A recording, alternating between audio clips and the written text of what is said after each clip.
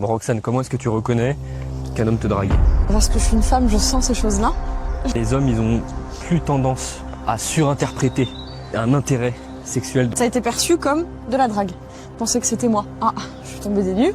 C'est une stratégie presque évolutive que de ne pas être totalement direct. C'est ce qui permet de se protéger du rejet. Les hommes, depuis tout ce qui est MeToo, les hommes prennent beaucoup plus de pincettes. L'ambiguïté ne veut pas dire incohérence et absence de transparence.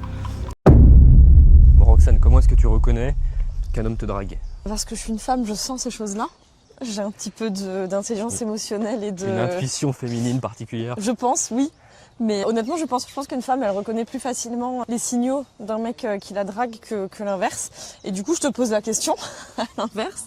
Comment est-ce qu'un homme, il fait la différence, puisque les hommes, ils ont peut-être un ego un peu plus présent parfois que les femmes. Du moins, c'est ce que les clichés vont dire, laisse à entendre. Comment est-ce qu'un mec, il sait si je le drague ou pas? Alors je sais pas s'il y a une différence d'ego de ce côté-là, mais ce qu'on voit dans la littérature, c'est qu'il y a une différence dans l'interprétation que tu fais de la drague. Les hommes, ils ont plus tendance à surinterpréter un intérêt sexuel de la part des femmes, et les femmes, elles ont plutôt tendance à sous-estimer le fait que les hommes en face d'elles soient intéressés. Ok, donc toi, tu pars déjà du premier postulat que les femmes, elles sont un peu plus naïves que les hommes dans les mécanismes de dragueur. Je ne sais pas si c'est de la naïveté, mais c'est qu'elles ont moins tendance à imaginer un intérêt particulier d'un homme qui est en face d'elles. Peut-être parce que les hommes sont sexuellement beaucoup plus facilement intéressés par une femme, et comme les femmes le sont moins ou sont plus sélectifs à ce stade-là, elles vont avoir ce biais qui est de se dire qu'en face, il y a moins d'hommes intéressés qu'elles ne se l'imaginent. Cette obsession, vous la ressentez jusqu'au plus profond de vous. La même situation tourne en boucle depuis plusieurs jours, plusieurs semaines. Vous cherchez un sens à chaque message, chaque mot, chaque silence. Et ça déteint sur le reste. Votre sommeil, votre concentration, votre quotidien.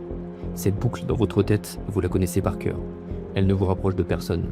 Elle vous éloigne juste de vous-même. Oedipe vous apprend à poser des mots sur ce qui vous préoccupe.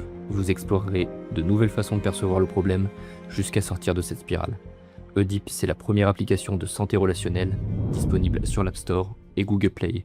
Les liens sont sous la vidéo. Alors, je pense qu'il y a plein de clichés de toute façon qui entourent ce sujet. Il y a plein de clichés, encore une fois on parle de tendance. Oui, voilà, mais du coup là-dessus, donc toi tu me parles d'une tendance, je pense qu'il y en a une autre qui est que c'est rarement les femmes qui font le premier pas. Donc à l'inverse, on est dans une position où on va plus facilement se faire draguer et aborder, et on le sait, et on le constate assez rapidement dans la façon de se faire approcher. Donc je trouve que c'est un petit peu l'inverse quand même. Ah, ça dépend comment tu vois les choses. Les hommes ont une approche plus frontale, plus directe. Mais en réalité, en général, pour que les hommes ils approchent, ils attendent en général de percevoir des signaux ou ce qu'ils interprètent comme des signaux pour approcher la plupart du temps. C'est ce qu'on observe. Et souvent, les femmes, elles approchent de manière indirecte. Mais c'est vrai, ça passe par le minaudage, ça passe par le regard, ça passe par la façon de s'apprêter dans certaines circonstances, ça passe peut-être par la façon si c'est au travail, de solliciter, de sursolliciter le mec qui t'intéresse. Tu sais, ça, c'est des approches qui sont indirectes.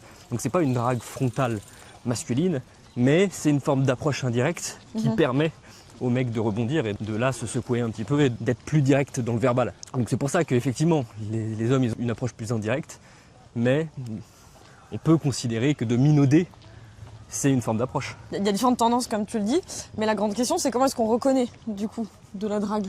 Tu parles de minaudage, comment est-ce que je le mesure, comment est-ce que je le sens, quelle forme ça prend? Pareil chez les hommes, quand un mec m'approche de façon frontale, je suis désolée, mais tous les mecs n'ont pas forcément une confiance en eux qui leur permet d'approcher une fille qui leur plaît avec le bon discours, avec la bonne approche, avec un trait d'esprit, quelque chose de voilà. Comment on sait que quelqu'un est en train d'essayer de nous séduire ou de nous approcher dans cette démarche-là? Déjà, je pense qu'il faut commencer par accepter que ça vienne progressivement. Tu sais, il y a un truc de certaines personnes, il y a beaucoup de gens qui ont du mal avec l'ambiguïté. Il faut que ce soit ultra explicite dès le début. Sinon, si je ne sais pas, alors souvent c'est aussi, j'ai pas la maîtrise sur la relation, mais il faut accepter que ce soit ambigu, il faut accepter que ce soit pas forcément clair dans un début de relation. Et c'est ça qui fait aussi un peu l'excitation. Le fait de ne pas totalement savoir, le fait d'y aller à tâtons. D'une part, ça contribue à l'excitation et ça contribue au désir du début de relation. Mais en plus, c'est normal. Tu sais, c'est une stratégie presque évolutive que de ne pas être totalement direct. C'est ce qui permet de se protéger du rejet. Oui. Les hommes, comme les femmes, s'ils prennent des pincettes dans leur approche, s'ils y vont sur la pointe des pieds, c'est une façon de se protéger du rejet et de protéger quelque part leur ego, là, si tu veux, leur intégrité, leur estime d'eux-mêmes. Du coup, ça rend le truc hyper compliqué parce que, admettons, je suis dans une situation où j'ai un crush sur quelqu'un. Je sais pas si je peux y aller ou pas. Je te donne dans le cadre pro, tu rencontres une nouvelle collègue, elle rejoint le service marketing, tu t'entends hyper bien avec. Toi, t'as l'impression que, et en même temps, tu sais pas trop. Et comme c'est dans le cadre pro, etc., du coup, je fais quoi? J'abandonne tout simplement, j'y vais, je tente, j'attends de mesurer les signaux, mais si c'est quelqu'un d'un peu réservé, et comme tu le dis, vu qu'il y a un petit peu cette protection, entre guillemets, comment est-ce qu'on... Déjà, il faut prendre en compte le contexte aussi. Les hommes ne perçoivent pas l'intérêt potentiel d'une femme de la même manière en fonction du contexte. Tu leur mets une femme dans un bar, avec une façon de s'adresser à eux, une façon de se comporter, une façon de s'habiller. Tu prends la même façon de s'habiller et de se comporter, tu les mets dans le milieu professionnel, ils vont surinterpréter un intérêt de sa part dans le contexte du bar par rapport au contexte professionnel.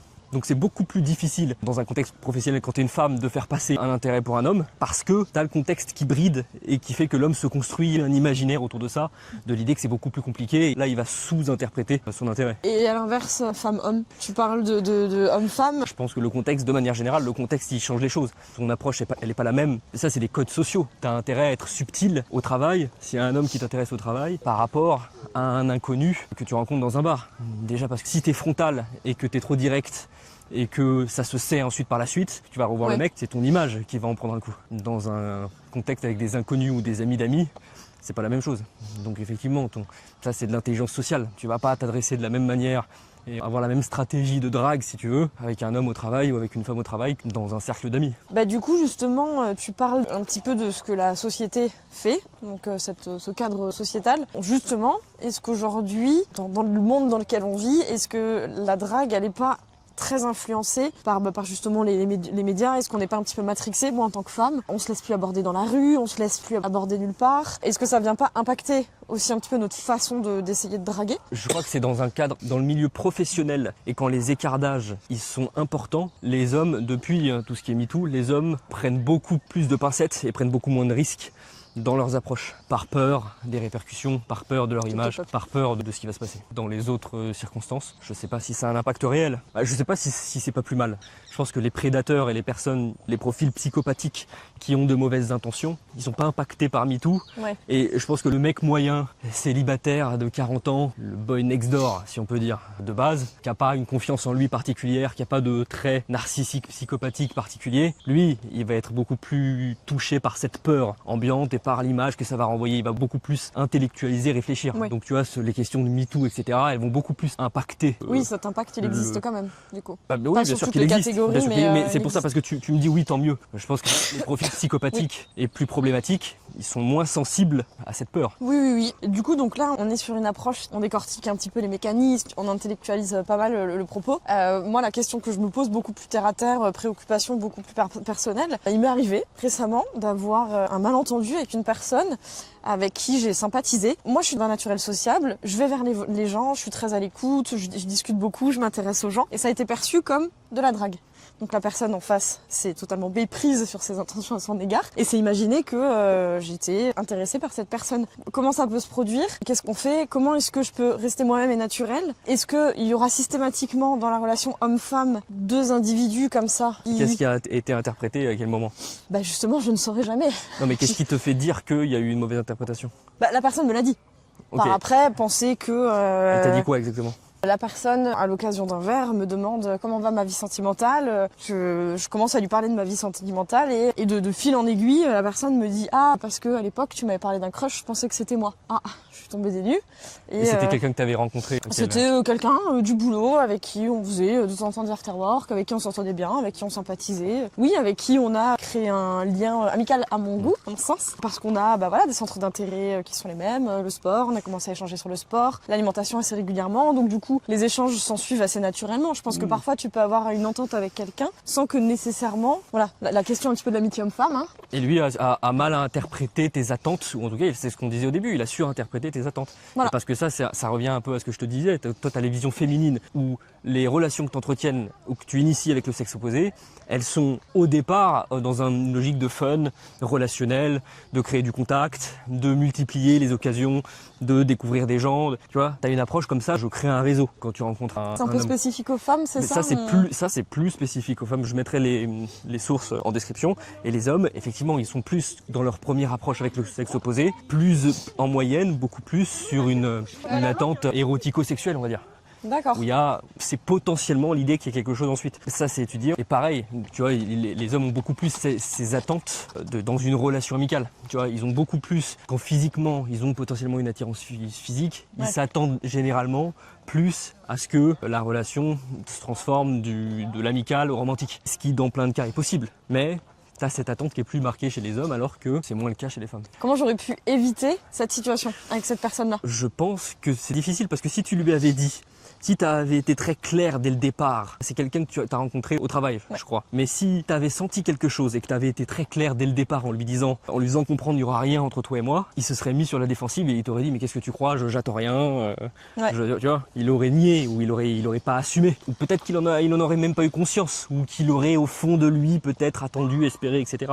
Mais il l'aurait nié. C'est difficile parce que les gens sont pas honnêtes sur ce genre de choses. La peur du rejet, elle te pousse à nier. Oui, et puis on a tous un petit peu d'ego.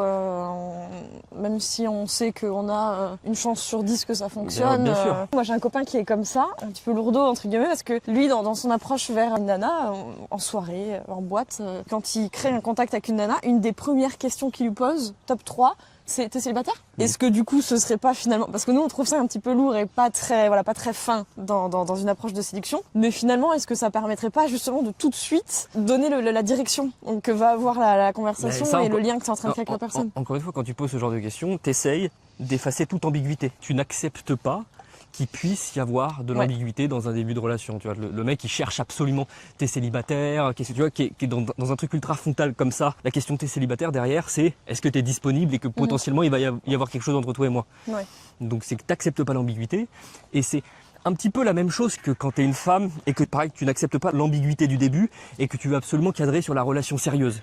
Tu vois, tu viens de rencontrer quelqu'un et tu penses, on en a déjà discuté dans d'autres vidéos, que tu penses que si tu imposes un cadre, ça va aller vers cette direction. Pareil, tu n'acceptes pas l'ambiguïté du début de relation. Et pour avoir une chance que quelque chose naisse, il faut accepter une forme d'ambiguïté. Après, ambiguïté de début de relation ne veut pas dire ambiguïté systématique pendant toute la durée de la relation. Et ambiguïté ne veut pas dire incohérence et absence de transparence. Il faut bien faire la différence. Ouais, donc c'est pas non plus la stratégie idéale d'arriver frontalement, t'es célib ou pas, trop strict, trop questions fermées. Tout ça, c'est de l'intelligence sociale. Ça, c'est d'être capable de te mettre à la place de l'autre et de te dire, ok, comment est-ce que l'autre va vivre mon approche frontale, ma question. Je pense que tu me rejoins là-dessus. Tout à fait.